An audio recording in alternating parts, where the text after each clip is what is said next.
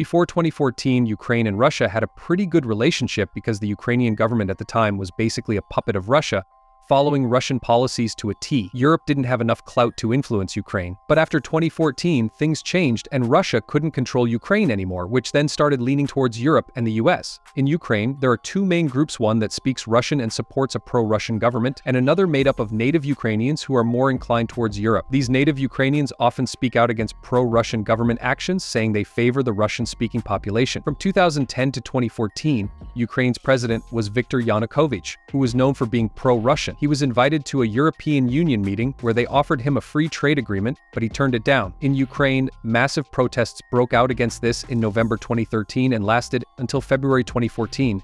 These protests got so intense that Viktor had to flee for his life and ended up seeking asylum in Russia. After this, it was clear to any future president of Ukraine that leaning too heavily towards Russia would make it tough to stay in power. At that point, Ukraine had two options: keep going as they head under Russia's shadow or align themselves with European countries. Ukrainian political parties knew what the majority of the country wanted, and after 2014, they started leaning more towards Europe instead of Russia. Russia noticed this shift and wasn't happy about it. Russia is a major supplier of natural gas, providing 30% of Europe's natural gas. Natural gas is supplied through pipelines, and the country through which these pipelines pass charges a transit fee.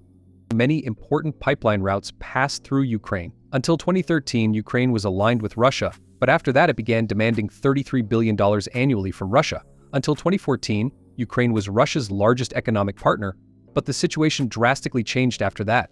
Russia wanted Ukraine to join the Eurasian Economic Union, a free trade agreement, but Ukraine declined. Day by day, Ukraine's increasing alignment with European countries was becoming a significant burden for Russia. But the real problem started when Ukraine showed serious interest in becoming a NATO member. NATO, or the North Atlantic Treaty Organization, was established in 1949 after World War II. To keep it brief, several countries signed a treaty stating that an attack on one country would be considered an attack on all, and all countries would collectively respond. Becoming a NATO member involves joint military exercises, missile deployments, and maintaining security. The NATO website states that its purpose is to maintain peace and stability in the region. However, it's well known that it was created by Western European countries to counter the USSR and prevent it from taking over small countries. Initially, there were 11 member countries, but over time, more countries joined, bringing the current total to 30 members. NATO's guidelines state that there should be no border disputes. However, they are ready to make Ukraine a member. Now, NATO is saying that they will send forces to Eastern Europe to prevent Russia from taking over small countries and to ensure their security. You might be wondering why the establishment of a military base near the border is such a big issue. In geopolitics, geographical positioning is a significant factor. If a conflict were to arise between the US and Russia, by the time Russia launches a missile at the US would have already sent 10 missiles to Russia. Even though Russia has hypersonic missiles, it would still be at a disadvantage. Now, if Russia signed a treaty with Mexico or Canada and started building military bases near the US border, the US would not tolerate it. Russia has similarly stated that NATO's actions are aggressive, questioning why NATO is turning Russia's friendly countries against it and deploying military and missiles on its borders. Supplying weapons to Ukraine serves NATO's purpose of countering Russia, as it has deployed several nuclear missiles in Europe.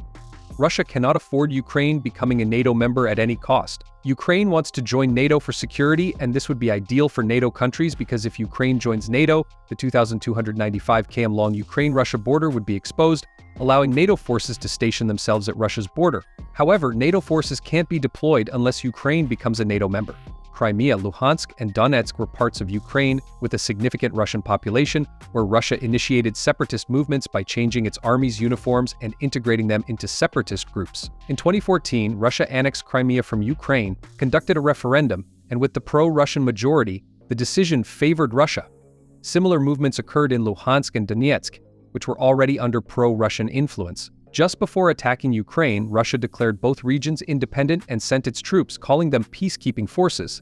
Talking about the current situation, Russia has been explaining to the US and NATO that it's not increasing its forces near them. So why is NATO increasing forces around Russia? On January 14th, Russia's foreign minister stated that Russia wouldn't wait indefinitely.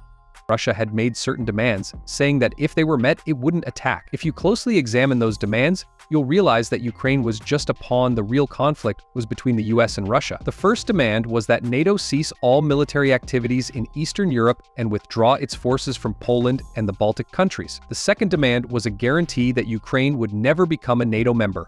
The third demand is that the US dismantle all its nuclear missiles in Europe. Although the US expresses great concern for humanity worldwide, It did not back down when it came to its own interests and rejected the demands. If you look closely at these demands, you'll see that nothing is being asked of Ukraine. The demands are directed at NATO and the US. The US has a history of offering security assurances, only to abandon countries when they start to fall apart. Today, whatever is happening in Ukraine is as much the responsibility of Russia as it is of the US. Because of the enmity between these two countries, millions of lives have been lost.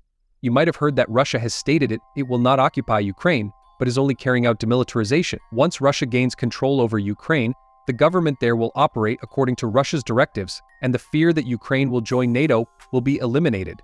Another thing is that the US is pushing countries worldwide to impose sanctions. Ukraine's foreign minister is continuously tweeting, urging for swift bans, asking for any possible action to be taken to keep Russian banks out of the SWIFT system, which would be a major blow since 30% of Europe's natural gas comes from Russia. If SWIFT bans are imposed, it will heavily impact Russia. The US should also ask itself, knowing that Russia is an aggressor, why did it provoke its aggression? While preaching humanity, the US should consider bearing some losses to prevent people from witnessing their family members being killed. If it were someone from your own family, you would put your ego aside and try to resolve it through dialogue without letting ego come in the way. This ego battle is only fought when someone else's life is at stake.